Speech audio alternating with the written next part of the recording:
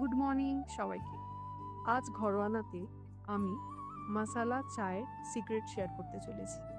সিক্রেটটা হলো একটা ভালো চা পাতা, আর আমি এর জন্য ইউজ করি সোসাইটি মাসালা ফ্লেভার টি। এতে রয়েছে আদা, লবঙ্গ, লেমন গ্রাস, গোলমরিচ ও এলাচ। এই চা পাতার প্যাকেটটা 250 গ্রামের, যেটা আমি নিয়েছিলাম ফ্লিপকার্ট গ্রসারি থেকে।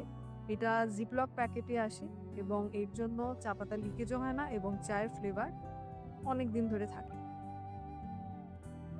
এই প্যাকেটটার এমআরপি 190 টাকা। এই চা পাতা দিয়ে চা করলে আলাদা করে আর কোনো মশলা অ্যাড করতে হয় না। এতে তাড়াতাড়ি চা হয়ে যায় এবং চায়ের স্বাদ দুর্দান্ত হয়। আশা করি তোমাদের এই ভিডিওটি কাজে লাগবে।